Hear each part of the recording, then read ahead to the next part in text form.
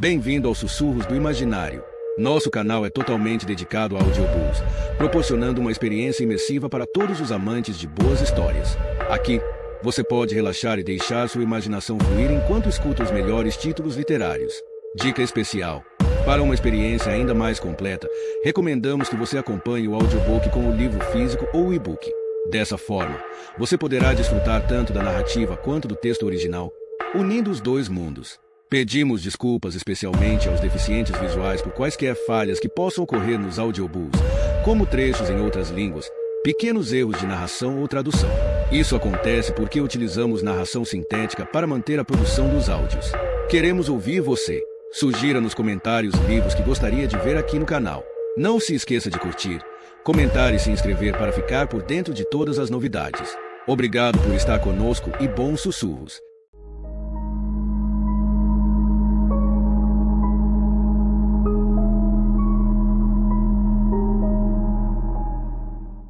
Capítulo 11. 45 minutos depois, um carro da polícia de Fox Harbor desceu aos sacolejos a estrada de terra. Parou em frente ao chalé, e um policial saltou. Tinha perto de 50 anos, pescoço largo, cabelo louro, ligeiramente careca no topo da cabeça. Doutora Isles, disse ele, oferecendo-lhe um sólido aperto de mão. Roger Gresham, chefe de polícia. Não esperava conseguir um chefe de polícia. Bem, nós estávamos pensando em vir até aqui de qualquer modo quando recebemos seu chamado. Ela franziu o senho quando outro veículo, um Ford Explorer, subiu a rampa de veículos e estacionou ao lado do carro de Gresham. O motorista saiu e acenou. Olá, Maura, disse Rick Ballard. Por um instante, ela apenas olhou para ele, assustada com a chegada inesperada. Não fazia ideia de que você estava aqui, disse ela afinal. Vim na noite passada. Quando chegou? Ontem de tarde. Passou a noite nesta casa. O motel estava cheio. A senhorita Clausen, a corretora, me deixou dormir aqui. Fez uma pausa e acrescentou um detalhe em sua defesa. Ela disse que a polícia já havia acabado por aqui. Gresham emitiu um riso debochado. Mas cobrou o pernoite? Não cobrou? Sim. Essa Brita é uma figuraça. Ela cobraria pelo ar que você respira se pudesse. Virando-se para a casa, disse. Então, onde viu as pegadas? Maura guiou os homens pela varanda da frente e ao redor da casa. Caminhavam pelas bordas do caminho, vasculhando o chão ao se moverem. O trator parou, e os únicos sons que ouviam eram seus passos sobre o tapete de folhas. Trilhas frescas de veados aqui, disse Gresham, apontando. Sim, um par de veados esteve por aqui esta manhã, disse Maura. Podem explicar as pegadas que viu. Chefe Gresham, disse Maura, e suspirou. Eu sei a diferença entre uma marca de bota e uma pegada de veado. Não, o que quero dizer é que alguém deve ter estado por aqui, caçando. Fora da estação, você compreende. Devia estar seguindo aqueles veados na floresta. Ballard parou subitamente, com o olhar fixo no chão. Está vendo? Perguntou ela. Sim, disse ele, a voz estranhamente baixa. Gresham agachou-se ao lado de Ballard. Um momento se passou. Por que não dizem alguma coisa? O vento sacudiu as árvores. Tremendo, ela olhou para os ramos oscilantes.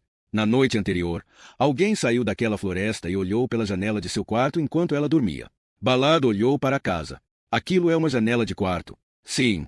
Seu? Sim. Fechou as cortinas ontem à noite. Ele olhou para ela sob o ombro e ela soube o que ele estava pensando.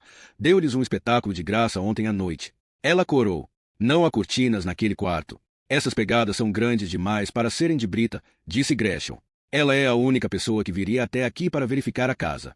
Parece uma sola Vibram, disse Ballard. Tamanho 41, talvez 42. Seu olhar seguiu os passos em direção às árvores. As pegadas dos veados se sobrepõem às marcas de bota. O que significa que ele passou por aqui primeiro, disse Maura. Antes dos veados. Antes de eu despertar. Sim, mas quanto antes. Ballard se esticou e olhou através da janela para o quarto. Durante um longo tempo nada disse. E mais uma vez Maura ficou impaciente com o silêncio dele, ansiosa para ouvir uma reação, qualquer reação, daquele homem. Sabe, não chove aqui há quase uma semana, disse Gresham. Essas marcas de bota podem não ser tão frescas assim. Mas quem andou por aqui espreitando pelas janelas?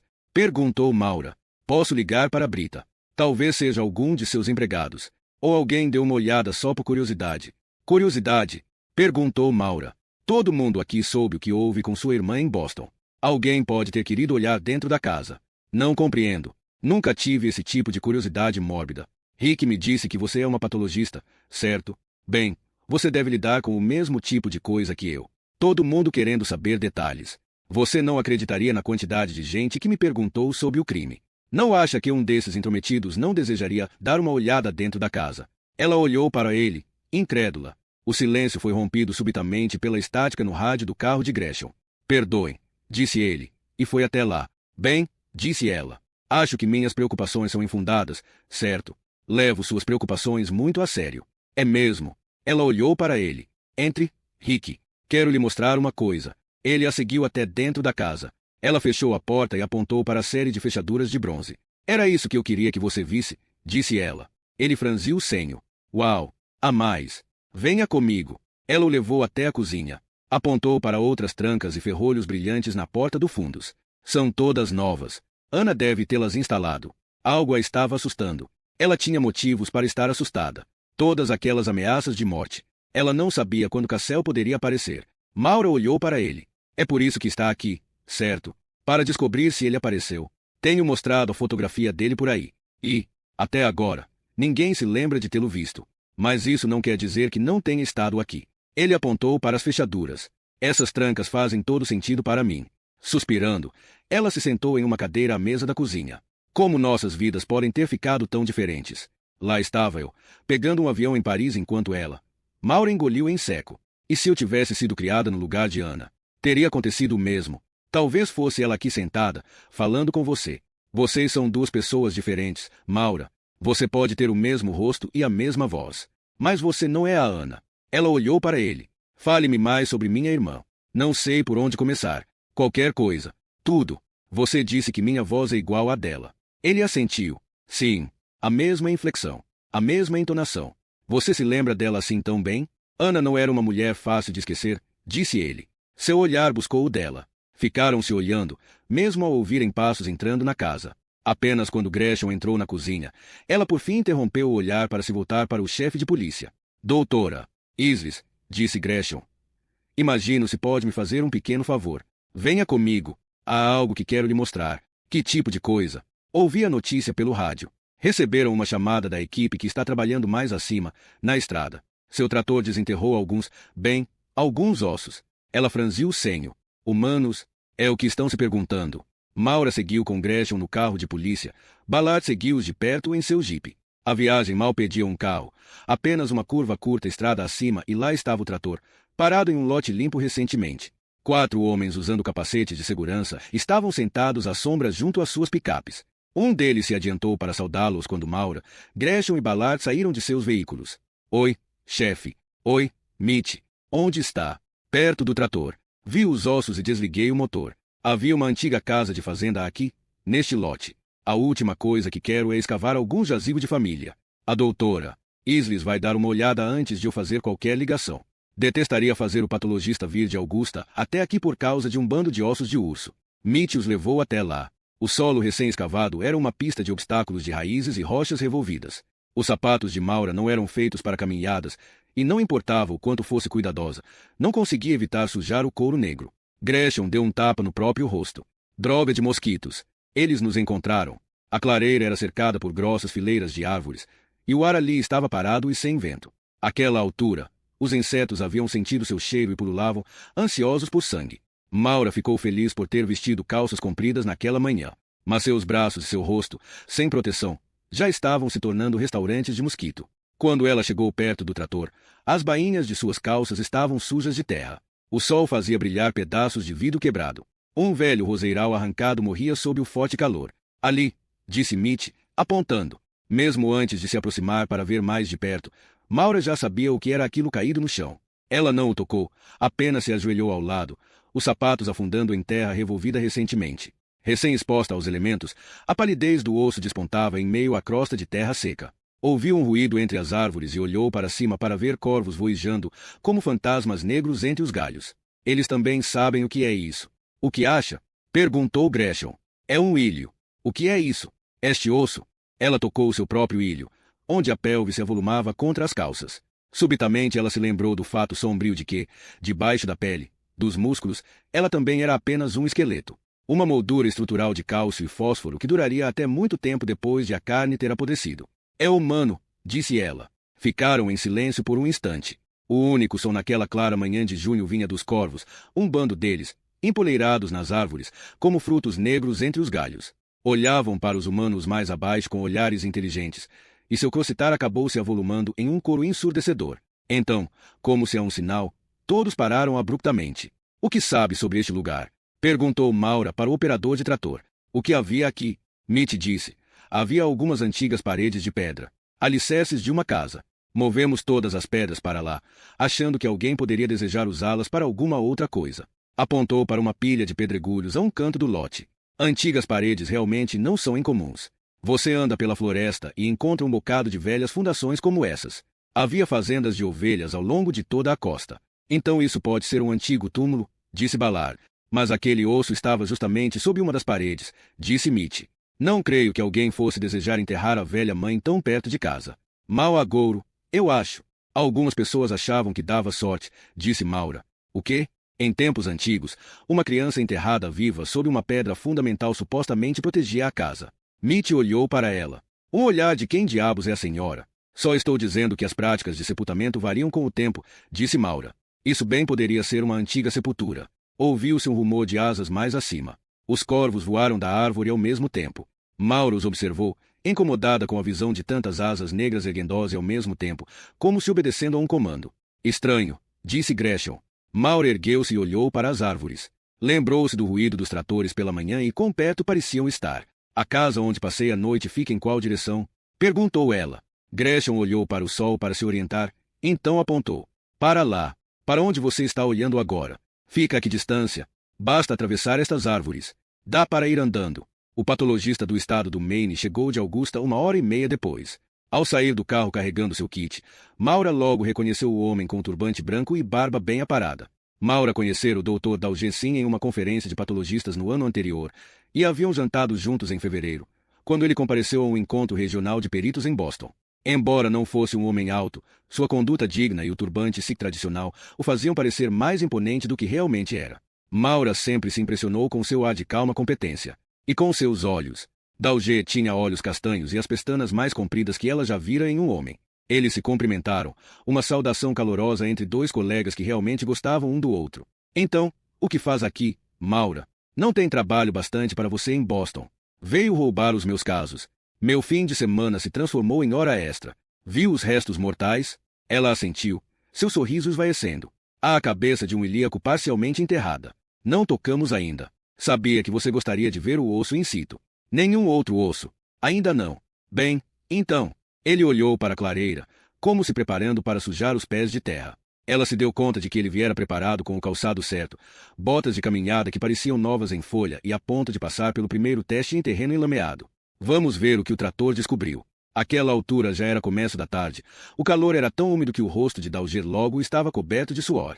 Ao avançarem pela clareira, os insetos enxamearam, tirando vantagem da carne fresca. Os detetives Corso e Yates da Polícia Estadual do Maine chegaram 20 minutos antes e caminhavam pelo lugar ao lado de Ballard e Gresham. Corso acenou e gritou. Não é a melhor maneira de passar um belo domingo de sol, certo? Doutor, sim. Dalget acenou de volta, então se agachou para ver o ilho.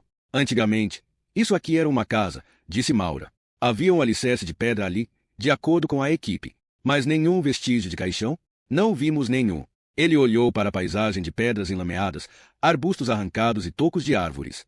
Aquele trator pode ter espalhado os ossos por toda parte. Ouviu-se um grito do detetive Yates. Encontrei mais. Aí, disse Dalget, enquanto ele e Maura atravessavam o campo para se juntarem a Yates. Estava andando por aqui. Meu pé ficou preso naquela raiz de amoreira, disse Yates. Tropecei e isso aqui emergiu da terra. Quando Maura se agachou ao lado dele, Yates afastou com cautela um emaranhado espinhento de plantas arrancadas. Uma nuvem de mosquitos ergueu-se do solo úmido, roçando o rosto de Maura quando ela olhou o que estava parcialmente enterrado ali. Era um crânio. Uma órbita vazia olhava para ela, perfurada por gavinhas de raiz de amoreira que forçaram caminho através das aberturas que outrora suportaram olhos. Ela olhou para Dalget. Você tem uma tesoura de poda. Ele abriu o kit. Tirou luvas, uma tesoura de poda e uma colher de pedreiro. Juntos, ajoelharam-se na terra, esforçando-se para liberar o crânio. Maura cortou as raízes enquanto Dalget afastava a terra com cuidado. O sol estava forte, e o próprio solo parecia irradiar calor. Maura teve de parar diversas vezes para afastar o suor. O repelente de insetos que ela havia aplicado uma hora antes vencera, e os mosquitos estavam outra vez voando ao redor de seu rosto. Ela e Dalgê deixaram as ferramentas de lado e começaram a escavar com as mãos protegidas por luvas, tão juntos um do outro que suas cabeças chegaram a colidir. Os dedos dela se afundaram em solo mais frio, liberando o crânio. De repente ela parou, observando a grave fratura no osso temporal. Olharam um para o outro, ambos registrando o mesmo pensamento. Essa não foi uma morte natural. Acho que está solto agora, disse Dalgê. Vamos levantar. Ele estendeu uma folha de plástico e pegou o crânio, a mandíbula meio presa por espirais de raízes de amoreira. Colocou o tesouro sobre a folha de plástico. Por um instante, ninguém disse coisa alguma. Todos olhavam para o osso temporal rompido. O detetive Yates apontou para o brilho metálico em um dos molares. Aquilo não é uma obturação? Disse ele. Naquele dente? Sim. Mas os dentistas usam obturações de amálgama há mais de 100 anos, disse Dalgê. Portanto, ainda pode ser um sepultamento antigo. Mas onde estão os fragmentos do caixão? Se isso foi um enterro formal, tinha de haver um caixão. E há este pequeno detalhe. Dalgê apontou para a fratura. Olhou para os dois detetives por sob o ombro. Seja qual for a idade destes restos mortais, acho que temos uma cena de crime aqui. Os outros homens se juntaram a eles, e pareceu que o oxigênio do ar havia sido sugado. O zomber dos mosquitos cresceu em um rugido pulsante. Está tão quente, pensou Maura. Ela se levantou e caminhou com pernas bambas até o limiar da floresta, onde a copa de um carvalho projetava uma sombra. Sentando em uma pedra, ela segurou a cabeça com as mãos, pensando, é isso que acontece quando não como nada pela manhã. Maura, chamou Ballard. Você está bem? É só o calor. Preciso me refrescar um instante. Quer água? Tenho um pouco no carro. Se não se incomoda de beber da mesma garrafa. Obrigada. Cairia bem. Ela olhou quando ele foi até o carro, as costas da camisa marcadas de suor. Ele não se incomodou em escolher um caminho mais fácil, apenas continuou em frente, suas botas pisando no solo desnivelado. Decidido. Era assim que Ballard caminhava, como um homem que sabia o que devia ser feito, e simplesmente o fazia. A garrafa que ele trouxe estava quente por ter ficado dentro do carro. Ela tomou um gole generoso, a água escorreu por seu queixo. Baixando a garrafa, viu que Ballard a observava. Por um instante, não percebeu o zumbir dos insetos, o murmúrio das vozes dos outros homens. Ali, na sombra verde das árvores, só conseguia se concentrar nele, no modo como as mãos dele roçaram as dela ao pegar a garrafa de volta, na luz suave mosqueando seu cabelo, e a rede de rugas de riso ao redor de seus olhos. Ela ouviu Dalgê chamar seu nome, mas não respondeu, não se virou. Nem Ballard, que parecia preso pelo momento. Ela pensou, um de nós tem de romper o encanto. Um de nós tem de despertar. Mas acho que não consigo. Maura, Dalgê de repente estava ao lado dela, que não o viu se aproximar. Temos um problema interessante, disse ele. Que problema? Venha dar outra olhada no ilho. Ela se levantou devagar, sentindo-se mais equilibrada, pensando com clareza. O gole de água e os poucos momentos à sombra deram-lhe um novo alento. Ela e Ballard seguiram Dalgê de volta ao local onde estava o osso do quadril, e ela viu que Dalgê afastara um pouco de terra, expondo mais da pelvis. Cheguei ao sacro deste lado, disse ele. Dá para ver o orifício pélvico e a tuberosidade isquial. Ela se agachou ao lado dele. Nada disse durante um instante, apenas olhou para o osso. Qual o problema? Perguntou Ballard. Precisamos expor o restante, disse ela. Ela olhou para Dalgê. Tem outra espátula. Ajoelhados lado a lado, espátulas em mãos, ela e Dalgê retiraram mais solo pedregoso. Raízes de árvores haviam crescido por entre as fossas ósseas, ancorando os ossos a seu túmulo, e tiveram de cortá-las para liberar a pelvis. Quanto mais profundamente escavavam, mais rápido seu coração começou a bater. Os caçadores de tesouro cavavam em busca de ouro. Ela o fazia em busca de segredos, atrás das respostas que apenas uma sepultura pode fornecer. A cada espátula cheia de terra que removiam, mais a pelvis ficava em evidência. Trabalhavam com fervor agora. Suas ferramentas escavavam fundo. Quando por fim olharam para a pelvis exposta, ambos estavam muito atonitos para dizer qualquer coisa. Maura levantou-se e se virou para ver o crânio, ainda pousado sobre a folha de plástico. Ajoelhada a seu lado, ela tirou as luvas e correu os dedos nos acima da órbita, sentindo a robusta curva da crista supraorbital. Então ela virou o crânio para examinar a protuberância occipital. Aquilo não fazia sentido. Ela se voltou sobre os joelhos. Sua blusa estava encharcada de suor. Com exceção do zumbido dos insetos, a clareira estava em silêncio. As árvores erguiam-se por todos os lados, guardando aquele lugar secreto. Olhando para a impenetrável muralha verde, sentiu como se a estivesse observando, como se a própria floresta estivesse olhando para ela, esperando por seu próximo movimento. O que houve, doutora? Islis. Ela ergueu a cabeça para o detetive Corso. Temos um problema, disse ela. Este crânio. O que tem? Vê estas cristas aqui, sobre as órbitas. E veja aqui atrás, na base do crânio. Se passar os dedos por aqui, poderá sentir uma protuberância. Chama-se de protuberância occipital. E daí, é onde o ligamentum nuchae se prende, ancorando os músculos da nuca ao crânio. O fato de a protuberância estar tão evidente indica que este indivíduo tinha uma musculatura robusta. Com quase toda certeza, este é o crânio de um homem. E qual é o problema? Aquela pelvis ali pertencia a uma mulher. Corso olhou para ela e virou-se para olhar para o doutor Sim. Concordo completamente com a doutora Isles, disse Daljet. Mas isso significa, temos os restos mortais de dois indivíduos diferentes aqui, disse Maura. De um homem e de uma mulher. Ela se levantou e olhou para Corso. A questão é, quantos outros estão enterrados aqui? Por um instante, Corso pareceu muito surpreso para responder. Então, voltou-se lentamente, olhou para a clareira como se a visse pela primeira vez e disse: Chefe Gresham, vamos precisar de voluntários. Muitos. Policiais, bombeiros. Vou chamar nossa equipe de Augusta, mas não será o bastante. Não para o que precisamos fazer. De quantas pessoas está falando? O necessário para revirarmos este lugar. Corso olhou para as árvores que o cercavam. Vamos esmiuçar cada centímetro quadrado deste lugar. A clareira, a floresta. Se há mais de 2 pessoas enterradas aqui, eu vou descobrir.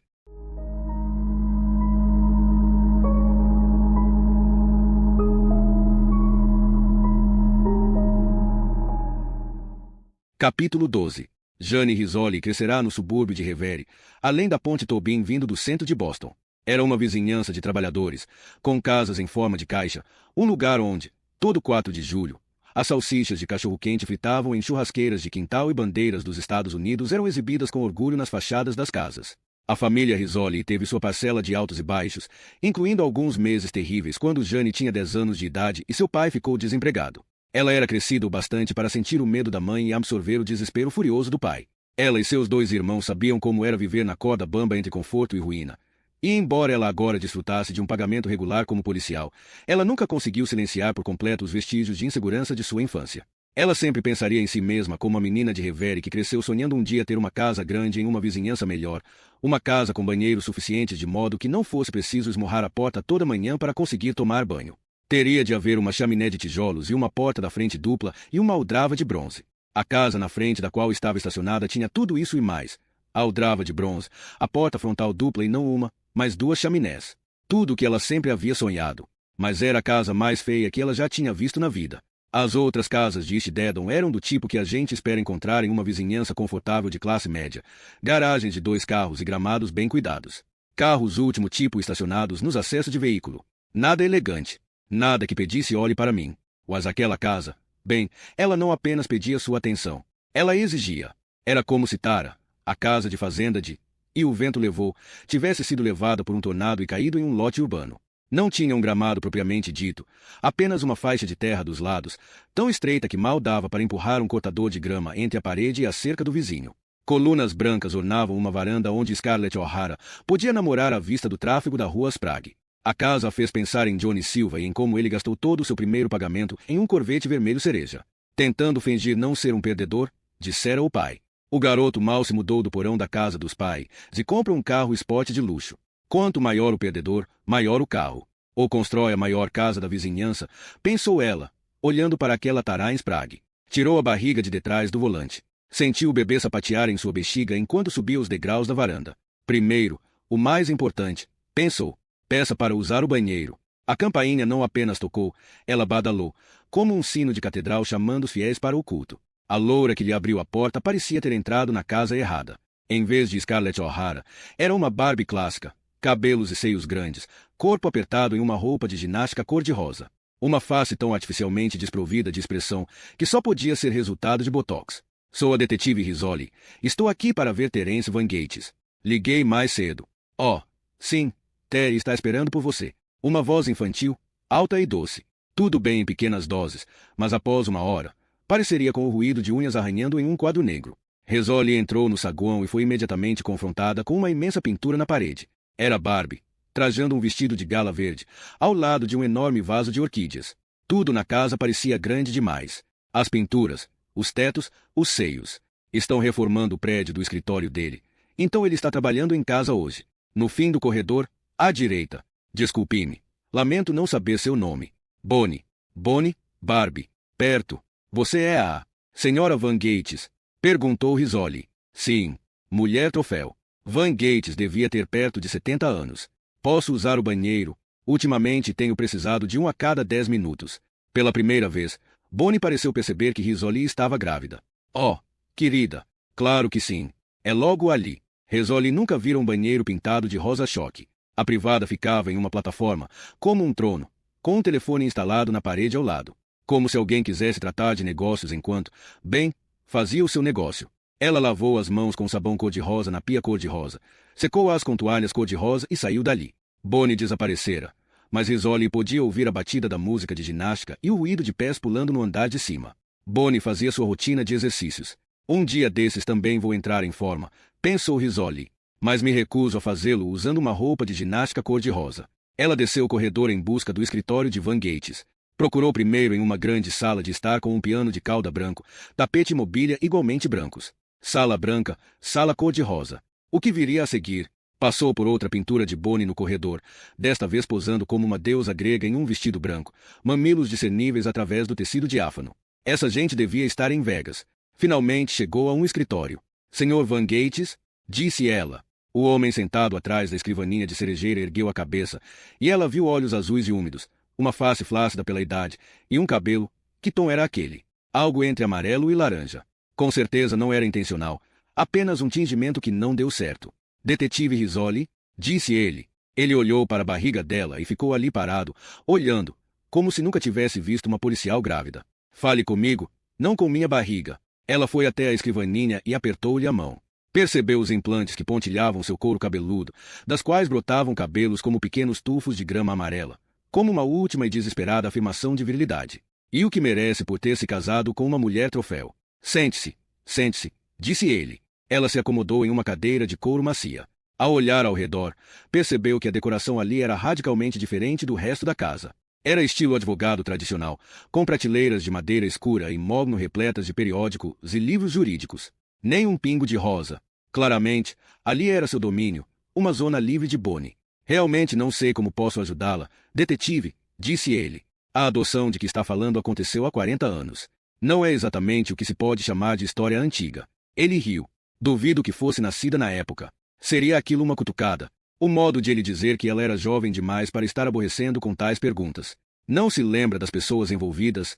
Estou apenas dizendo que faz muito tempo. Havia acabado de me formar. Trabalhava em um escritório alugado, com mobília alugada e sem secretária. Atendia meu próprio telefone. Aceitava qualquer caso que aparecesse, divórcios, adoções, álcool ao volante. Qualquer coisa que pagasse o aluguel. E você obviamente ainda tem todos esses arquivos, de seus casos na época. Estão guardados. Onde?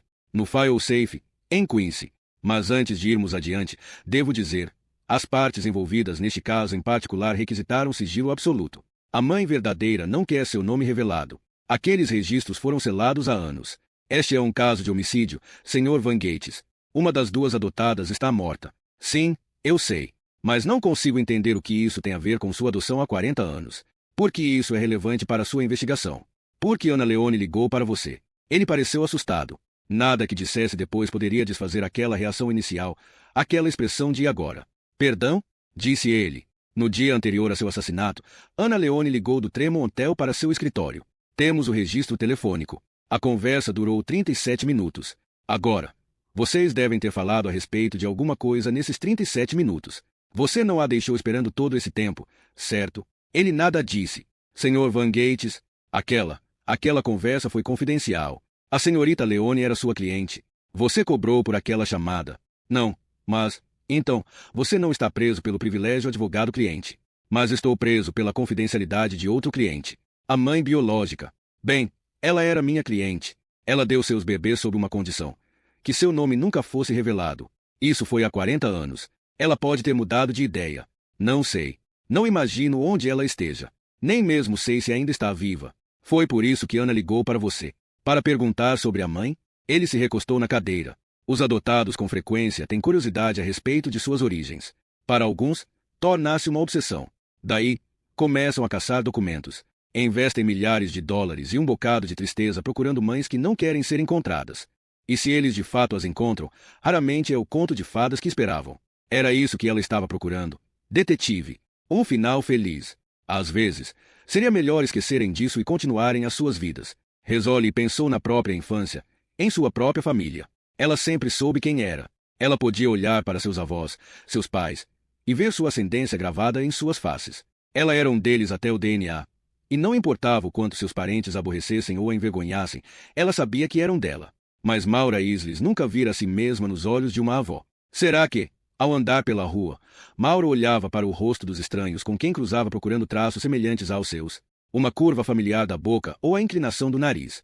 Rosali podia compreender muito bem a ânsia de conhecer suas origens. Saber que você não é um ramo perdido, mas um galho de uma árvore profundamente enraizada. Ela encarou Van Gates.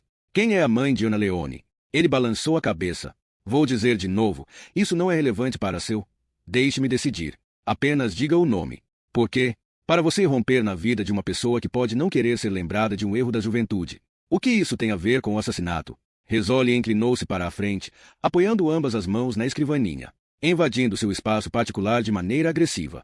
Doces Barbies podiam não fazer aquilo, mas garotas policiais de Revere não tinham medo de fazê-lo. Podemos intimá-lo a exibir seus arquivos. Ou posso pedir com educação. Olharam-se por um instante. Então ele liberou um suspiro de derrota. Tudo bem, não precisamos passar por isso outra vez. Vou contar, está bem? O nome da mãe é Amalthea Lang. Ela tinha 24 anos. E precisava de dinheiro. Desesperadamente. Rosali franziu o senho. Está me dizendo que ela recebeu dinheiro pelos bebês? Bem, quanto? Uma boa quantia. O bastante para ter um bom começo de vida. Quanto? Ele piscou. $20.000, cada bebê. 2 famílias felizes pairam com uma criança. Ela ficou com o dinheiro. Acredite, pais adotivos pagam um bocado de dinheiro atualmente. Sabe a dificuldade de adotar um recém-nascido branco. Não há bebês suficientes. É oferta e procura. É isso. Rosali recostou-se, chocada ao saber que uma mulher daria seus filhos em troca de dinheiro. Isso é tudo que posso lhe dizer, disse Van Gates. Se quiser descobrir mais, bem, talvez vocês policiais devessem tentar conversar uns com os outros. Economizaria um bocado de tempo. A última afirmação a deixou intrigada. Então ela se lembrou do que ele dissera pouco antes. Não precisamos passar por isso outra vez. Quem mais perguntou sobre essa mulher? Disse ela. Vocês são todos iguais. Vocês veem. Ameaçam tornar minha vida uma desgraça caso eu não coopere. Foi outro policial? Sim. Quem? Não me lembro. Faz alguns meses. Devo ter apagado o nome dele da minha mente. Porque ele queria saber. Porque ela o meteu nisso. Vieram juntos. Ana Leone veio aqui com ele. Ele estava fazendo aquilo para ela. Um favor, disse Van Gates com desprezo. Todos nós deveríamos ter policiais nos fazendo favores. Faz vários meses. Vieram vê-lo juntos. Acabei de dizer isso. E você lhe disse o nome da mãe? Sim. Então, por que Ana ligou para você na semana passada, se ela já sabia o nome da mãe? Porque viu uma fotografia no Boston Globe. Uma mulher que era igual a ela. A doutora Maura Isles. Ele assentiu. A senhorita Leone me perguntou diretamente, então lhe contei. Contou o quê? Que ela tinha uma irmã.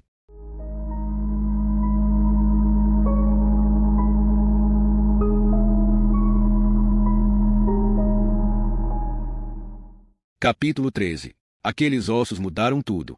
Maura planejava voltar para Boston naquela noite. Em vez disso, ela retornou rapidamente ao chalé para vestir calças jeans e uma camiseta.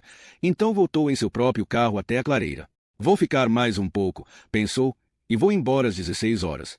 Mas, à medida que a tarde passava, à medida que os peritos chegaram de Augusta, e as equipes de busca começaram a vasculhar a área que Corso mapeara na clareira, Maura perdeu a noção do tempo. Comeu em 2 dentadas um sanduíche de frango que voluntários entregaram no local. Tudo tinha gosto do repelente de mosquito que ela passará no rosto, mas estava com tanta fome que teria comido pão velho com muito prazer. Apetite saciado, voltou a vestir as luvas, pegou uma espátula e ajoelhou-se na terra ao lado do Dr. Sim. Às 16 horas chegou e passou. As caixas de papelão começaram a se encher de ossos, costelas e vértebras lombares, fêmures e tíbias. Na verdade, o trator não espalhara demais os ossos. Os restos mortais da mulher estavam todos localizados em um raio de 2 metros. Os do homem, unidos por uma teia de raízes de amoreira, estavam ainda mais juntos. Parecia haver apenas 2 indivíduos, mas demorou a tarde inteira para desenterrá-los.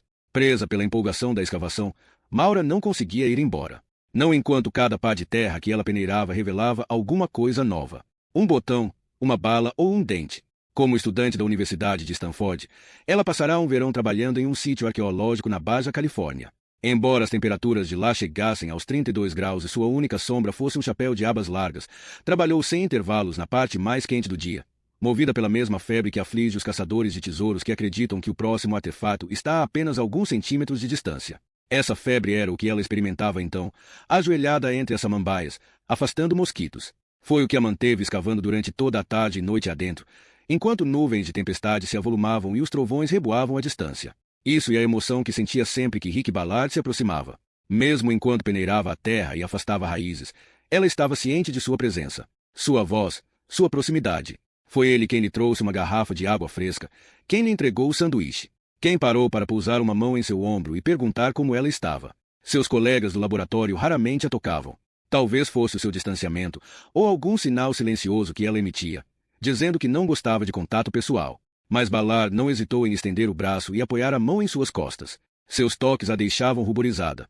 Quando os peritos começaram a guardar seus instrumentos ao fim do dia de trabalho, ela deu-se conta de que já eram 19 horas, e a luz do dia estava acabando. Seus músculos estavam doloridos, suas roupas, sujas. Ela se levantou, trêmula de cansaço, e viu Daljet fechar e selar com fita adesiva 2 caixas de restos mortais. Cada um pegou uma caixa e a levou para o carro dele. Depois disso, acho que me deve um jantar, Daljet, disse ela. Restaurante Julien, prometo. Na próxima vez em que eu for a Boston. Acredite, vou cobrar. Ele colocou as caixas dentro do carro e fechou a porta. Então, apertaram as mãos sujas de terra. Ela acenou quando ele se foi. A maior parte da equipe de busca também já havia ido embora. Restavam apenas alguns carros. O jipe de Ballard estava entre eles. Ela fez uma pausa na penumbra que se adensava e olhou para a clareira. Ele estava junto às árvores, conversando com o detetive Corso, de costas para ela. Maura se deteve ali, esperando que ele percebesse que ela estava a ponto de ir embora. E daí, o que ela queria que acontecesse entre eles? Vá embora antes de fazer papel de idiota. Ela se virou abruptamente, caminhou até o carro, ligou o motor e saiu cantando pneus. De volta ao chalé, tirou as roupas sujas e tomou um longo banho, ensaboando-se 2 vezes para lavar qualquer resquício do repelente de mosquito. Ao sair do banheiro, deu-se conta de que não tinha mais roupas limpas para vestir. Planejara passar apenas uma noite em Fox Harbor. Ela abriu a porta do armário e olhou para as roupas de Ana. Eram todas de seu tamanho. O que poderia vestir? Pegou um vestido de verão. Era de algodão branco, um tanto infantil para seu gosto, mas, naquela noite quente e úmida, era o que gostaria de vestir. Ao passar o vestido pela cabeça, sentiu o toque do tecido sobre a pele e se perguntou quando fora a última vez que Ana vestira aquela roupa, quando ela, pela última vez, amarrara o cordão do vestido ao redor da cintura. As dobras ainda estavam ali, marcando o tecido no lugar onde Ana fizera o nó. Tudo o que vejo e toco ainda tem sua marca, ela pensou. O telefone tocou, e ela se voltou para a mesa de cabeceira. De algum modo ela sabia, antes mesmo de atender, que era Ballard. Não vi você ir embora, disse ele. Voltei para casa para tomar um banho. Eu estava imunda. Ele riu. Eu também estou me sentindo bem desmazelado. Quando volta para Boston? Já está muito tarde. Acho que vou ficar mais uma noite. E você? Também não estou disposta a voltar hoje à noite. Uma pausa. Você conseguiu um quarto de hotel? Perguntou ela. Trouxe minha barraca e meu saco de dormir. Vou ficar em um camping na estrada. Demorou 5 segundos para ela se decidir. 5 segundos para considerar as possibilidades. E as consequências. Tem um quarto vago aqui, disse ela. Se quiser, é bem-vindo. Não quero incomodar. A cama está à disposição, Rick. Outra pausa. Seria ótimo, mas com uma condição. Qual? Você me deixa levar o jantar. Há um lugar que vende comida para viagem na rua principal. Nada elegante, talvez apenas lagosta cozida. Não sei quanto a você, Rick, mas, na minha Bíblia, lagosta definitivamente é um prato elegante. Quer vinho ou cerveja? À noite pede cerveja. Estarei aí em 1 hora. Guarde seu apetite. Ela desligou e logo se deu conta de que estava faminta.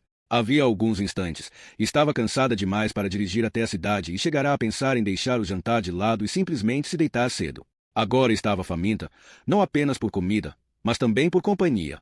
Vagou pela casa, inquieta e movida por muitos desejos contraditórios. Havia apenas algumas noites, jantara com Daniel Brophy. Mas havia muito que a igreja requisitara Daniel, e ela nunca estaria no páreo. Causas perdidas podiam ser sedutoras, mas quase nunca traziam felicidade. Ela ouviu um reboar de trovão e foi até a porta de tela. Lá fora, a penumbra se tornará noite. Embora não tivesse visto relâmpagos, o ar em si parecia ter mudado, carregado de possibilidades. Gotas de chuva começaram a cair no telhado. A princípio, Apenas algumas pancadas hesitantes. Então o céu se abriu como 100 tocadores de tambor rufando seus instrumentos. Impressionada com a força da tempestade, ficou na varanda e observou a água caindo. E sentiu o ar frio tocar seu vestido e erguer seu cabelo. Um par de faróis de automóvel atravessou a cortina d'água. Ela ficou imóvel na varanda. Seu coração batia como a chuva no telhado, enquanto o carro estacionava diante de sua casa. Ballard saiu, carregando um grande saco de compras e algumas cervejas. Com a cabeça baixa para evitar a torrente, ele subiu os degraus da escada da varanda. Não sabia que teria de nadar para chegar aqui, disse ele. Ela riu. Venha, vou lhe dar uma toalha. Você se incomoda se eu tomar um banho. Ainda não tive chance de me limpar. Vá em frente. Ela pegou o saco de compras que ele carregava. O banheiro fica no fim do corredor. Há toalhas limpas no armário. Vou pegar minha mala no carro. Ela levou a comida para a cozinha e guardou a cerveja na geladeira. Ouviu a porta de tela se fechar quando ele entrou na casa. Então, pouco depois, ouviu o chuveiro ser ligado. Sentou-se na mesa e suspirou. Isto é apenas um jantar, pensou. Uma noite como qualquer outra, sob um mesmo teto. Ela pensou na refeição que preparara para Daniel havia apenas alguns dias, e em como aquela noite fora diferente desde o início. Ao olhar para Daniel, ela via o inatingível. E o que vejo ao olhar para Rick? Talvez mais do que devesse. O chuveiro foi desligado. Ela ficou sentada em silêncio, ouvindo, cada sentido subitamente tão apurado que conseguia perceber as rufadas de ar na pele. Os passos se aproximaram e de repente lá estava ele, cheirando a sabão, vestindo jeans e uma camisa limpa. Espero que não se incomode em jantar com o homem descalço, disse ele. Minhas botas estão enlameadas demais para usar dentro de casa. Ela riu. Então também vou ficar descalça. Vai parecer um piquenique. Ela tirou as sandálias e foi até a geladeira. Pronto para uma cerveja? Estou pronto há horas. Ela abriu 2 garrafas e deu uma para ele. Enquanto bebia a sua, ela ouviu inclinar a cabeça para trás e tomar um gole generoso. Nunca verei Daniel assim, pensou, à vontade descalço, com o cabelo molhado. Ela se voltou e olhou para o saco de compras. Então, o que trouxe para jantar? Deixe-me mostrar. Juntando-se a ela na bancada, ele pegou o saco e tirou dali diversas quentinhas de alumínio. Batatas assadas, manteiga derretida, milho na espiga, e o prato principal. Ele abriu um grande recipiente de isopor, revelando 2 lagostas vermelho vivo, ainda fumegando. Como se abre isso? Você não sabe abrir esses bichos. Esperava que você soubesse. Não tem segredo. Ele tirou 2 quebra-nozes do saco. Pronta para a cirurgia, doutora. Agora você está me deixando nervosa. Tudo depende de técnica. Mas primeiro, precisamos nos vestir. Como assim? Ele enfiou a mão na sacola e tirou dali 2 babadores de plástico. Deve estar brincando. Você acha que os restaurantes dão essas coisas só para os turistas parecerem bobos? Sim. Ora, vamos, tenha espírito esportivo. Isto vai garantir que esse seu belo vestido continue limpo. Ele fez a volta por trás e prendeu o babador sob o peito dela. Ela sentiu a respiração dele em seu cabelo enquanto ele amarrava os cordões atrás de seu pescoço. As mãos dele se detiveram ali, um toque que a fazia estremecer. Sua vez, agora, disse ela. Minha vez? Não vou ser a única a usar essas coisas ridículas. Ele suspirou resignado e amarrou o babador ao redor do próprio pescoço. Olharam um para o outro, vestindo babadores de lagosta idênticos, e ambos caíram na gargalhada. Continuavam rindo quando se sentaram à mesa. Alguns goles de cerveja e um estômago vazio e estou fora de controle, pensou. E é tão bom. Ele pegou um quebra-nozes. Então, doutora, Isles, estamos prontos para operar. Ela segurou seu quebra-nozes como um cirurgião a ponto de fazer a primeira incisão. Pronta. A chuva continuava a golpear o telhado enquanto eles arrancavam garras, quebravam cascas e retiravam pedaços de carne adocicada. Não se preocuparam com garfos e comeram com as mãos, seus dedos escorregadios de manteiga, enquanto abriam garrafas de cerveja e partiam batatas assadas, expondo seu interior quente e macio. Naquela noite, os bons modos não importavam. Aquilo era um piquenique, e eles se sentavam descalços à mesa, lambendo os dedos, trocando olhares.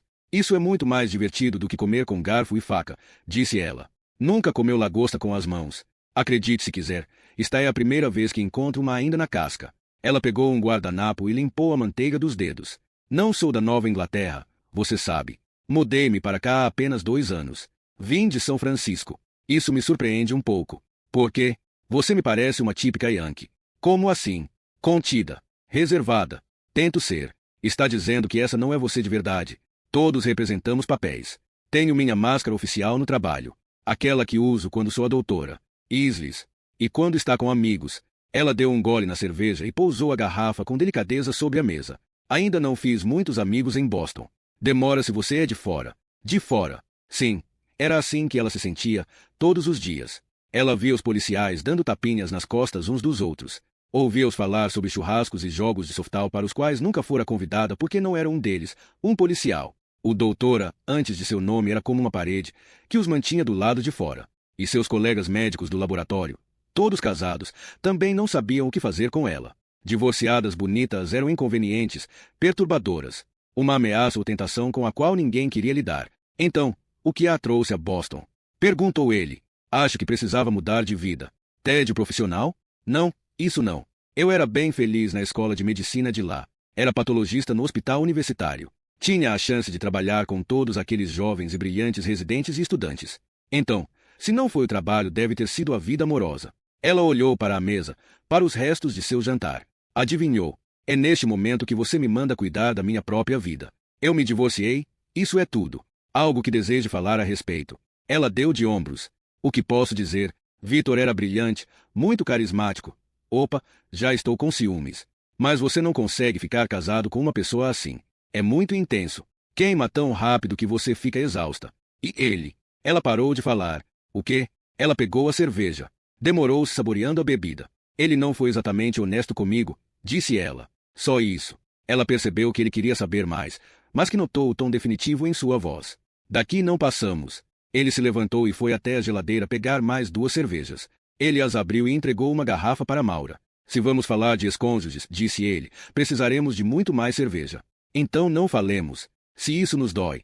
Talvez doa por não falarmos a respeito. Ninguém quer saber de meu divórcio. Ele se sentou e a encarou. Eu quero. Nenhum homem, pensou, prestar atenção nela de modo tão completo, e ela não conseguia desviar o olhar. Ela se descobriu respirando fundo, inalando o cheiro de chuva e o rico aroma animal da manteiga derretida. Ela viu coisas no rosto dele que não havia notado antes. As mechas louras de seu cabelo, a cicatriz no queixo, uma tênue linha branca abaixo do lábio, o dente da frente lascado. Acabei de conhecer este homem, pensou, mas ele olha para mim como se me conhecesse desde sempre. Ao longe, ouviu o celular tocando no quarto, mas não quis atendê-lo. Deixou tocar até silenciar. Ela sempre atendia o telefone, mas naquela noite tudo parecia diferente. Maura se sentia diferente, inconsequente. Uma mulher que ignorava o telefone e comia com as mãos. Uma mulher que poderia dormir com um homem que mal conhecia. O telefone voltou a tocar. Desta vez, a urgência daquele som por fim chamou sua atenção. Ela não podia mais ignorá-lo. Relutante, ela se levantou. Acho que devo atender. Quando chegou ao quarto, o telefone parara de tocar outra vez. Ela ligou para seu correio de voz e ouviu 2 mensagens diferentes, ambas de Risoli. Doutora, preciso falar com você. Ligue para mim. A segunda mensagem foi gravada em um tom de voz mais queixoso. Sou eu de novo. Por que não atende? Maura sentou-se na cama e, ao olhar para o colchão, não conseguiu evitar pensar que era grande o bastante para 2. Ela afastou o pensamento, respirou fundo e discou o número de Risoli. Onde você está? Perguntou Risoli. Ainda em Fox Harbor. Desculpe, não consegui atender a tempo. Viu Ballard por aí? Sim, acabamos de jantar. Como sabia que ele estava aqui? Porque ele me ligou ontem perguntando para onde você tinha ido. Soou como se estivesse disposto a ir até aí. Ele está na sala ao lado. Quer que eu o chame? Não, quero falar com você. Risoli fez uma pausa. Fui ver Terence Van Gates hoje. A mudança abrupta de assunto fez Maura ficar confusa. O quê? Perguntou ela, atônita. Van Gates. Você me disse que ele era o advogado que... Sim, sei quem é. O que ele lhe disse? Algo interessante. Sobre a adoção. Ele falou com você sobre isso? Sim. É incrível como as pessoas abrem o bico ao verem um distintivo. Ele me disse que sua irmã foi vê-lo há alguns meses. Assim como você. Tentava encontrar a mãe biológica. Disse para ela o mesmo que para você. Arquivos lacrados. A mãe queria privacidade. Blá blá blá. Então ela voltou com um amigo, que finalmente convenceu Van Gates de que era de seu interesse revelar o nome da mãe. E ele revelou. Sim, revelou. Maura apertava o aparelho com tanta força contra o ouvido que ouviu o próprio sangue pulsando. Você sabe quem é minha mãe? Sim. Mas há algo mais. Diga o nome. Jane. Uma pausa. Lank. Seu nome é Amalteia Lank. Amalteia. O nome de minha mãe é Amalteia. Maura emitiu um profundo suspiro de gratidão. Obrigada. Meu Deus, eu não consigo crer que finalmente... Espere. Não terminei. O tom de voz de Risoli denunciava que algo de ruim estava a caminho. Algo que Maura não gostaria de ouvir. O que houve? Aquele amigo de Ana. O que falou com Van Gates? Sim, era Rick Ballard. Maura ficou imóvel. Da cozinha vinha o ruído de louça, o sibilar de água corrente. Passei o dia inteiro com ele e de repente descubro que não sei que tipo de homem ele realmente é. Doutora. Então, por que ele não me disse? Eu sei por quê. E por quê? Melhor perguntar para ele. Peça-lhe para lhe contar o resto da história. Quando ela voltou à cozinha, viu que ele havia tirado a mesa e jogado as cascas de lagosta na lixeira. Estava em pé junto à pia lavando as mãos e não se deu conta de que ela estava à porta, olhando para ele. O que você sabe sobre Amaltheia Lang? Perguntou Maura. Ele ficou tenso, ainda de costas para ela. Houve um longo silêncio. Ele pegou um pano de prato e demorou-se enxugando as mãos. Ganhando tempo antes de responder, pensou Maura. Mas não havia desculpa aceitável. Nada que ele dissesse reverteria a sensação de desconfiança que ela agora sentia. Finalmente ele se virou para ela. Esperava que você não descobrisse. Amaltheia Lang não é uma mulher que você deseje conhecer, Maura. Ela é minha mãe. Droga. Diga apenas isso. Um menear de cabeça relutante. Sim. É pronto. Ele disse. Ele confirmou. Outro momento se passou enquanto ela absorvia o fato de ele ter omitido uma informação tão importante. O tempo todo ele a olhou com preocupação. Por que não me contou? Perguntou ela. Só estava pensando em você, Maura. Naquilo que era melhor para você. A verdade não é melhor para mim? Neste caso, não. Não é. O que quer dizer com isso? Cometi um erro com sua irmã. Um erro sério. Ela queria tanto conhecer a mãe que eu achei que poderia lhe fazer esse favor. Não fazia ideia de que fosse acontecer o que aconteceu. Ele deu um passo em direção a ela. Eu estava tentando protegê-la, Maura. Viu o efeito que aquilo teve sobre Ana. Não queria que acontecesse o mesmo com você. Eu não sou Ana, mas é igual a ela. Tão parecida que dá medo. Não apenas sua aparência, mas o modo como você pensa. Ela riu com sarcasmo. Então agora você pode ler minha mente. A sua mente não. Sua personalidade. Ana era tenaz. Quando queria algo, não largava. O mesmo acontece com você. Quando quer saber alguma coisa, não para até conseguir uma resposta. O modo como você escavou na floresta hoje, aquilo não era trabalho seu, nem sua jurisdição. Não havia motivo para você estar lá, exceto pura curiosidade e teimosia. Você queria encontrar aqueles ossos, então os encontrou. Ana era assim também. Ele suspirou. Só lamento ela ter encontrado o que buscava. Quem era minha mãe? Rick. Uma mulher que você não quer conhecer. Demorou um instante até Maura registrar completamente o significado daquela resposta. Tempo presente. Minha mãe está viva. Relutante, ele assentiu. E você sabe onde encontrá-la? Ele não respondeu. Droga. Rick. Ela explodiu. Por que você simplesmente não me diz? Ele foi até a mesa e se sentou, como se estivesse cansado demais para continuar a batalha. Porque sei que vai ser doloroso para você saber dos fatos, especialmente sendo quem é. Sua profissão. O que meu trabalho tem a ver com isso? Você trabalha na manutenção da lei. Você ajuda a levar assassinos à justiça. Eu não levo ninguém à justiça. Apenas forneço fatos. Às vezes, os fatos não são aqueles que a polícia deseja ouvir. Mas você trabalha do nosso lado. Não, do lado da vítima. Tudo bem, do lado da vítima. Por isso não vai gostar do que tenho a lhe dizer. Você não disse nada até agora. Ele suspirou. Tudo bem. Talvez deva começar dizendo onde ela mora. Prossiga. Amaltheia Lang, a mulher que abriu mão de você, está presa em uma instalação do Departamento de Correção de Massachusetts, em Framingham. Com as pernas subitamente bambas, Maura sentou-se na cadeira diante dele e sentiu o braço roçar em um pouco de manteiga derretida que se solidificara sobre a mesa. Prova da alegre refeição que compartilharam havia menos de uma hora, antes de seu universo virar de cabeça para baixo. Minha mãe está presa. Sim. Maura olhou e não conseguiu fazer a pergunta seguinte porque tinha medo da resposta. Mas ela já tinha dado o primeiro passo nesse sentido, e mesmo sem saber aonde aquilo a levaria, não podia voltar atrás agora. O que ela fez? Perguntou Maura. Por que está na cadeia? Cumpre prisão perpétua, disse ele. Por duplo homicídio. Era isso que eu não queria que você soubesse, disse Ballard.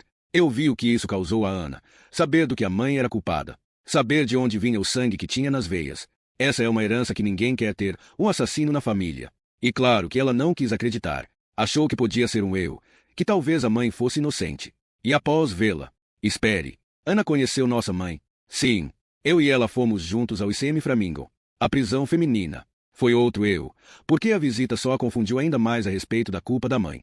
Ela simplesmente não conseguia aceitar o fato de sua mãe ser um monstro. Ele parou de falar. Um monstro. Minha mãe é um monstro. A chuva se resumiu a um simples tamborilar no telhado. Embora a tempestade tivesse passado, ela ainda conseguia ouvir seu rumor distante à medida que se afastava mar adentro. Mas na cozinha, tudo era silêncio. Estavam sentados à mesa, um diante do outro, Rick observando-a com uma preocupação muda, como se tivesse medo de que ela ruísse. Ele não me conhece, pensou Maura. Não sou Ana. Não vou ficar arrasada. E não preciso de ninguém para cuidar de mim. Conte-me o resto, disse ela. O resto? Você disse que a Malteia Lang foi condenada por duplo homicídio. Quando foi isso? Há cerca de 5 anos. Quem eram as vítimas? Não é algo fácil de dizer, ou de ouvir. Até agora você já disse que minha mãe é uma assassina, e eu recebi a notícia muito bem. Melhor do que Ana, admitiu ele. Então, diga-me quem eram as vítimas e não omita nada. Uma coisa que não suporto, Rick, é que as pessoas escondam a verdade de mim. Fui casada com um homem que tinha muitos segredos. Foi o que acabou com o nosso casamento. Não vou aceitar mais isso de ninguém. Tudo bem. Ele se inclinou para a frente, olhando-a nos olhos. Você quer detalhes? Então serei brutalmente honesto a esse respeito. Porque os detalhes são brutais. As vítimas eram 2 irmãs, Teresa e Nick Wells, 35 e 28 anos, de Fairburn, Massachusetts. Estavam paradas no acostamento com o pneu furado. Era fim de novembro e caía uma tempestade de neve inesperada. Devem ter se achado pessoas de sorte quando um carro parou para lhes dar carona. 2 dias depois, seus corpos foram encontrados a 50 quilômetros dali, em um galpão incendiado. Uma semana depois, a polícia de Virgínia parou a Malteia Lang por uma infração de trânsito. Descobriram que as placas do carro dela eram roubadas. Então, notaram manchas de sangue no para-choque traseiro. Quando a polícia revistou o carro, descobriu as carteiras das vítimas, assim como uma chave de roda com as digitais de Amalteia. Testes posteriores revelaram vestígios de sangue no objeto. Sangue de Nick e Teresa. A prova final foi gravada por uma câmera de segurança de um posto de gasolina de Massachusetts. A Malteia Lang é vista na gravação enchendo um recipiente de plástico com gasolina. A gasolina que usou para queimar os corpos das vítimas. Ele a olhou nos olhos. Aí está. Fui brutal. Era o que queria. Qual a causa da morte? Perguntou ela, a voz estranhamente calma.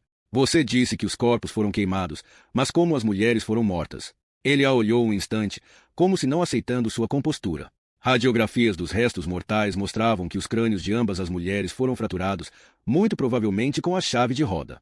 A irmã mais jovem, Nick, foi golpeada no rosto com tanta força que os ossos faciais afundaram, deixando nada além de uma cratera. O crime foi terrível. Ela pensou no cenário que lhe fora apresentado. Pensou em uma tempestade de neve e em 2 irmãs no acostamento. Quando uma mulher parou o carro para ajudar, elas tinham todos os motivos para confiar na boa samaritana, especialmente sendo mais velha. Mulheres mais velhas ajudando mulheres mais jovens. Ela olhou para Ballard. Você disse que Ana não acreditou que ela fosse culpada. Acabei de lhe dizer o que foi apresentado no julgamento. A chave de roda, o vídeo do posto de gasolina, as carteiras roubadas. Qualquer júri a teria condenado. Isso aconteceu há 5 anos. Qual era a idade de Amalteia? Não me lembro. 60 e poucos. E ela conseguiu subjugar e matar 2 mulheres que eram décadas mais jovens do que ela. Meu Deus, você está fazendo o mesmo que Ana. Duvidando do óbvio. Porque o óbvio nem sempre é verdade. Qualquer pessoa fisicamente capaz reagiria ou fugiria. Porque Teresa e Nick não o fizeram. Devem ter sido pegas de surpresa. Mas as 2. Porque a outra não fugiu. Uma delas não tinha condições físicas. Como assim? A irmã mais jovem, Nick, estava grávida de 9 meses.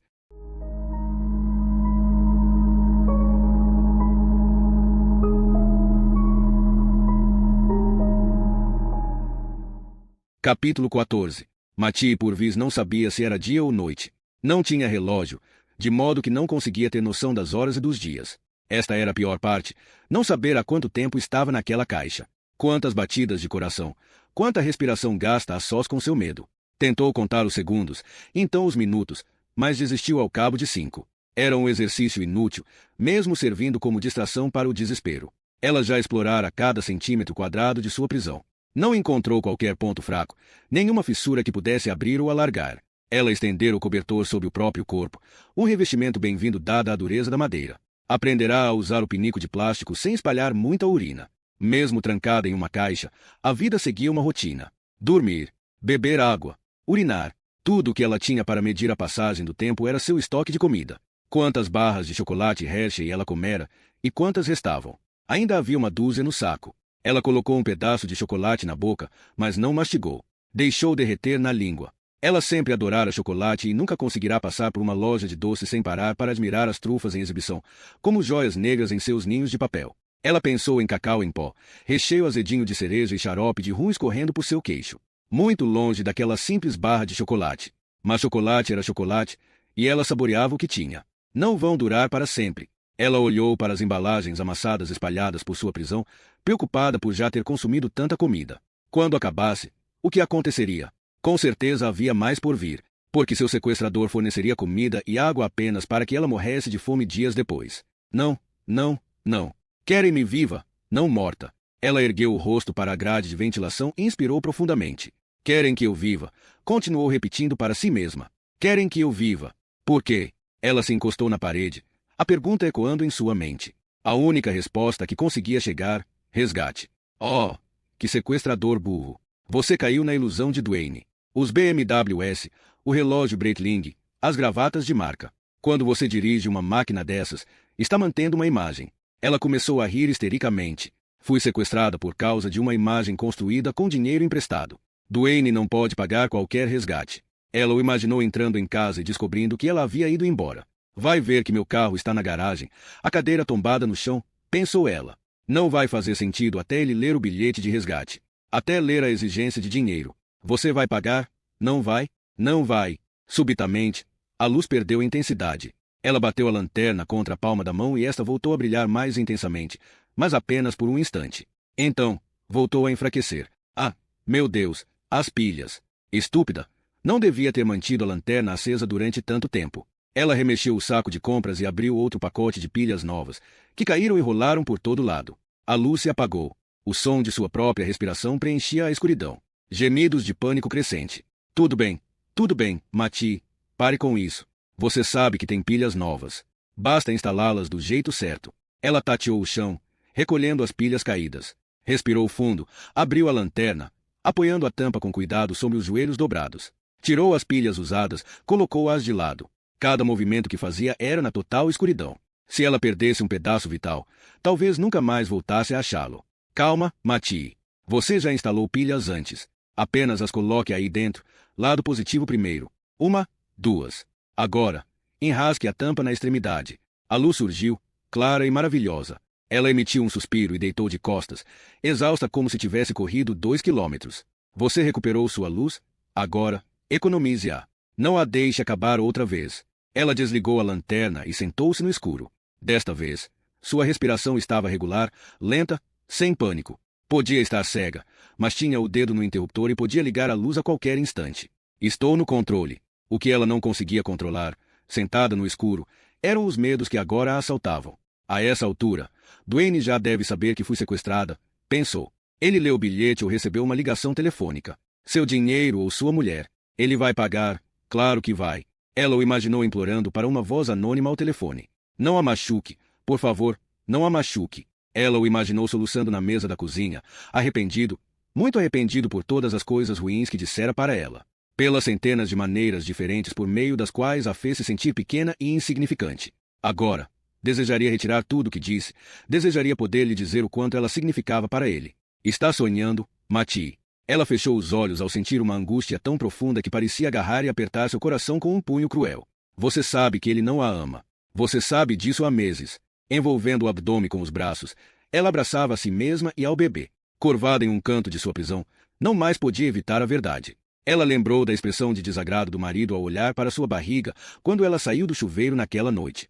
Ou da noite em que ela veio por trás para beijá-lo no pescoço e ele simplesmente a evitou. Ou a festa na casa dos Everett havia 2 meses, em que ela o perderá de vista e acabou encontrando no gazebo dos fundos, flertando com Jean Ockmeister. Houve pistas, tantas pistas, e ela as ignorou porque acreditava no verdadeiro amor. Acreditava nele desde que fora apresentada a Duane Purvis em uma festa de aniversário e vira que ele era o homem de sua vida, mesmo havendo coisas a respeito dele que a aborreciam. O fato de sempre terem que dividir a conta quando saíam, ou a incapacidade dele de passar diante de um espelho sem ajeitar o cabelo. Coisas que não importavam no longo prazo porque havia o amor para uni-los. Era isso que ela dizia para si mesma. Belas mentiras que faziam parte do amor de outras pessoas, talvez de um caso de amor que tivesse visto no cinema, mas não do dela. Não de sua vida. Sua vida era assim, sentada, fechada dentro de uma caixa, esperando o resgate de um marido que não a queria de volta. Pensou no Duane de verdade, não no de mentira, sentado na cozinha e lendo o bilhete de resgate. Estamos com sua mulher, a não ser que nos pague $1 milhão. Não, era dinheiro demais. Nenhum sequestrador em sã consciência pediria tanto. Quanto os sequestradores andavam cobrando por uma esposa atualmente. $100.000 soava bem mais razoável. Ainda assim, Duane se recusaria a pagar. Consideraria tudo que tem. Os BMWs, a casa. E quanto vale uma mulher? Se você me ama, se algum dia me amou, vai pagar. Por favor, pague. Ela se deitou no chão, abraçando a si mesma, encolhendo-se em desespero. Sua caixa particular, mais escura e mais profunda do que qualquer prisão onde pudessem encarcerá-la. Moça! Ela parou em meio a um soluço e ficou estática, incerta de ter realmente ouvido o sussurro. Agora já estava ouvindo vozes. Estava ficando louca. Fale comigo, moça. Ligou a lanterna e a apontou para cima. Dali vinha a voz, da grade de ar. Pode me ouvir? Era uma voz masculina, baixa e melíflua. Quem é você? Disse ela. Encontrou a comida? Quem é você? Seja cuidadosa. A comida tem de durar. Meu marido vai pagar. Eu sei que vai. Por favor, apenas me tire daqui. Está sentindo dor? O quê? Alguma dor? Só quero sair. Deixe-me sair. Quando for a hora. Quanto tempo vai me manter aqui? Quando vai me deixar sair? Mais tarde. Como assim? Nenhuma resposta. Olá, senhor, olá. Diga a meu marido que estou viva. Diga que ele tem de pagar. Os passos se afastaram. Não vá. Gritou ela. Deixe-me sair. Ela ergueu-se e golpeou o teto, gritando. Você tem de me deixar sair. Os passos se foram. Ela olhou para a grade. Ele disse que voltaria. Pensou. Amanhã vai voltar. Após Duane pagar o resgate, ele vai me deixar sair. Então lhe ocorreu. Duane. A voz além da grade não mencionara seu marido nenhuma vez.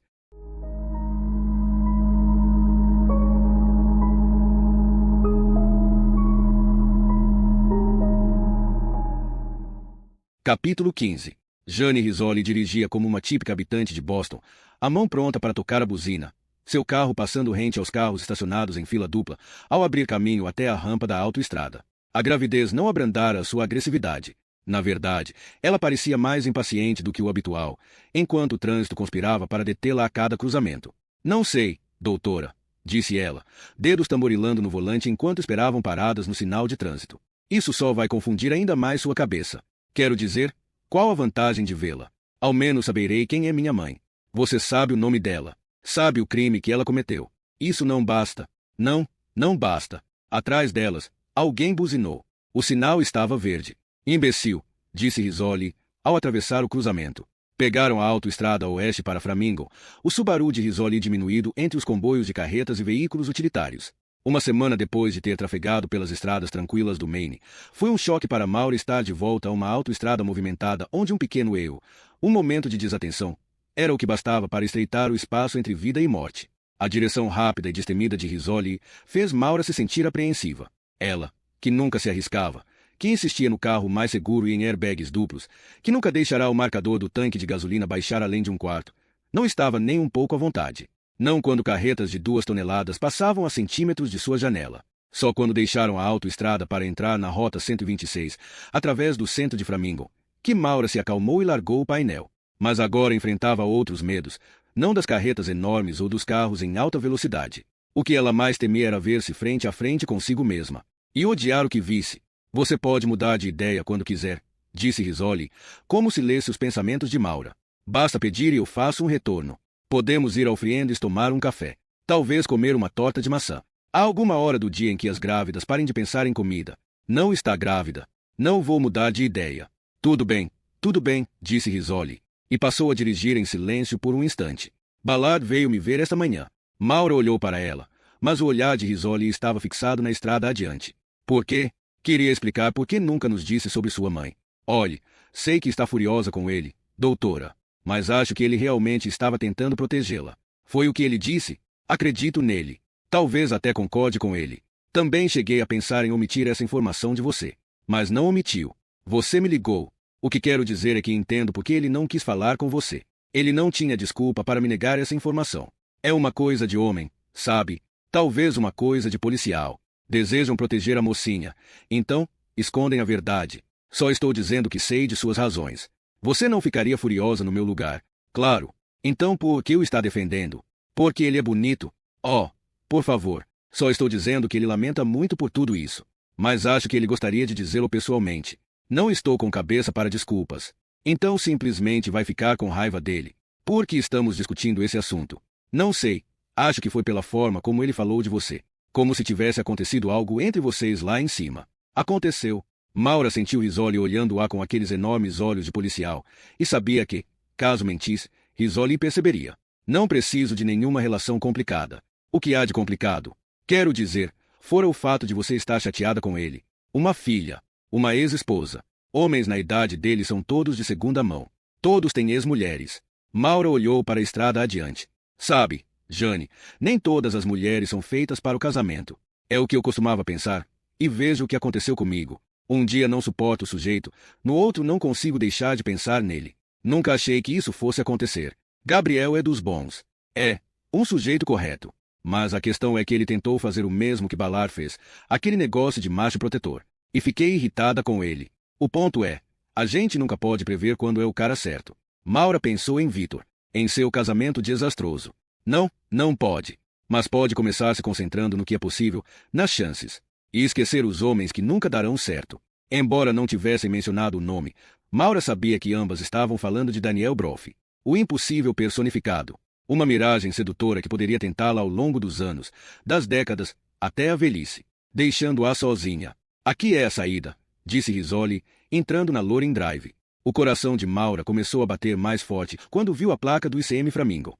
É hora de ficar cara a cara comigo mesma. Ainda pode mudar de ideia, disse Risoli. Já falamos sobre isso. E só queria que soubesse que pode voltar atrás se quiser. Você voltaria, Jane? Depois de uma vida inteira se perguntando quem é sua mãe, como ela é, você desistiria a essa altura? Quando está tão perto de finalmente ter respostas para as perguntas que sempre se fez. Risoli virou-se para olhar para ela. Risoli, que parecia estar sempre em movimento, sempre no olho de um ou outro furacão, agora observava Maura com plácida compreensão. Não, disse ela. Não voltaria. Na ala administrativa do edifício Betty Colley Smith, ambas apresentaram suas identidades e assinaram o livro de visitas. Alguns minutos depois, a superintendente Barbara Gurley desceu para encontrá-las na recepção. Maura esperava uma diretora de prisão imponente, mas a mulher que ela viu parecia uma bibliotecária. O cabelo curto, mais cinza do que castanho, uma figura magra vestida com uma saia amarela e blusa de algodão cor-de-rosa. Prazer em conhecê-la, detetive Risoli, disse Gurley. Então, voltou-se para Maura. E você é a doutora Isles? Sim. Obrigada por me atender. Maura cumprimentou-a e recebeu de volta um aperto de mão frio e reservado. Ela sabe quem sou? Pensou Maura. Sabe por que estou aqui. Vamos ao meu escritório. Separei o arquivo dela para vocês. Gurley seguiu na frente, agindo com total eficiência. Sem movimentos desnecessários, sem olhar para trás para ver se as visitantes a estavam acompanhando. Entraram em um elevador. Esta é uma instalação de nível 4. Perguntou Risoli. Sim. Isso não caracteriza um nível médio de segurança? Perguntou Maura. Estamos desenvolvendo uma unidade de nível 6. Esta é a única unidade de correção feminina no estado de Massachusetts. Então, por enquanto, é o que temos. Precisamos lidar com todo o espectro de criminosos. Mesmo assassinos em massa? Perguntou Risoli. Se são mulheres e foram condenadas por um crime, vem para cá. Não temos os mesmos problemas de segurança que têm as penitenciárias masculinas. Além disso, nossa abordagem é um pouco diferente. Enfatizamos tratamento e reabilitação. Algumas de nossas internas têm problemas mentais e com abuso de drogas. Afora isso, há o complicador de muitas delas serem mães, de modo que também temos de lidar com o assunto emocional da separação materna. Há um bocado de crianças que choram quando acaba a hora de visita. E quanto a Malteia Lang, tem algum problema especial com ela? Temos. Gurley hesitou, o olhar fixado adiante. Alguns. Como o quê? A porta do elevador abriu e Gurley saiu. Aqui é meu escritório. Atravessaram uma antessala. As duas secretárias olharam para Maura, então, rapidamente baixaram a cabeça para as telas de seus computadores. Todos tentam evitar meu olhar, pensou. O que tem medo de ver? Gurley levou as visitantes para seu escritório e fechou a porta. Por favor, sentem-se. A sala foi uma surpresa. Maura achou que deveria refletir a própria Gurley, eficiente e sem adornos. Mas em toda parte havia fotografias de rostos sorridentes. Mulheres carregando bebês, crianças posando com o cabelo cuidadosamente penteado e camisas passadas. Um jovem casal de noivos cercado de crianças. Os dele, os dela, os nossos. Minhas meninas, disse Gurley, apontando para a parede de fotografias. Estas são as que fizeram a transição de volta à sociedade. As que fizeram a escolha certa e continuaram a viver suas vidas. Infelizmente, disse ela, o sorriso esmorecendo em seus lábios, a Malteia Lang nunca figurará nesta parede. Ela se sentou atrás da escrivaninha e olhou para Maura. Não estou certa de que sua visita aqui seja uma boa ideia, Doutora Islis, nunca conheci minha mãe verdadeira. É o que me preocupa. Gurley recostou-se em sua cadeira e observou Maura por um instante. Todas queremos amar nossas mães. Desejamos que sejam mulheres especiais porque isso nos torna especiais, sendo suas filhas. Não espero amá-la. Então, o que espera? A pergunta fez Maura se calar. Pensou na mãe imaginária que criou quando criança, desde que o primo cruelmente lhe revelou a verdade, que Maura era adotada. Que este era o motivo de ela ser a única pessoa com cabelo preto em uma família de gente loura. Ela construíra uma mãe de conto de fadas baseada na cor de seus cabelos. Uma nobre italiana, forçada a abrir mão da filha concebida em uma relação proibida. Ou uma bela espanhola abandonada pelo amante, que morreu tragicamente por causa da desilusão amorosa. Como Gurley dissera, ela sempre imaginara alguém especial, até mesmo extraordinária. Agora ela estava a ponto de se confrontar não com a fantasia, mas com a mulher real, e a perspectiva disso fazia sua boca ficar seca. Resoli disse para Gurley: por que você acha que ela não deveria ver a mãe? Só estou pedindo que aborde esta visita com cautela. Por quê? A interna é perigosa. Não no sentido de ela atacar alguém fisicamente. Na verdade, ela é bem dócil na superfície. E sob a superfície, pense no que ela fez, detetive. Quanto ódio é necessário para romper o crânio de uma mulher com uma chave de roda? Agora, responda a esta pergunta. O que se oculta sob a superfície de Amalteia? Gurley olhou para Maura. Tende a enfrentar isso com os olhos abertos e perfeitamente ciente de com quem está lidando. Eu e ela podemos compartilhar o mesmo DNA, disse Maura. Mas não tenho ligação emocional com essa mulher. Então você só está curiosa. Preciso resolver isso. Preciso continuar com minha vida. Provavelmente também foi o que sua irmã pensou. Você sabe que ela veio visitar Amalteia. Sim, soube. Não creio que isso tenha lhe trazido alguma paz. Acho que isso apenas a perturbou. Por quê? Gurley empurrou uma pasta de arquivo sobre a escrivaninha em direção a Maura. Esses são os registros psiquiátricos de Amalteia. Tudo o que precisa saber sobre ela está aqui. Por que não lê isso em vez de vê-la pessoalmente? Leia. Vá embora e esqueça-se dela. Maura não tocou no arquivo. Foi Risoli quem tomou a pasta em mãos e disse: ela está sob tratamento psiquiátrico. Sim, disse Gurley. Por quê? Porque Amalteia é esquizofrênica. Maura olhou para a superintendente. Então, por que foi condenada por assassinato? Se é esquizofrênica, não deveria estar na cadeia e, sim, em um hospital. Diversas de nossas internas estão na mesma situação. Diga isso aos tribunais, doutora Islis, porque eu já tentei. O próprio sistema é insano. Mesmo que você esteja completamente psicótico ao cometer um assassinato, é raro uma defesa alegando insanidade comover um júri. Risoli perguntou: tem certeza de que ela é louca? Maura virou-se para Risoli. Viu que ela olhava para o registro psiquiátrico da interna. Há alguma dúvida quanto ao diagnóstico dela? Conheço a psiquiatra que a tem atendido, a doutora Joyce O'Donnell. Ela em geral não perde tempo tratando esquizofrênicos de mentira. Ela olhou para Gurley. Porque ela está envolvida no caso.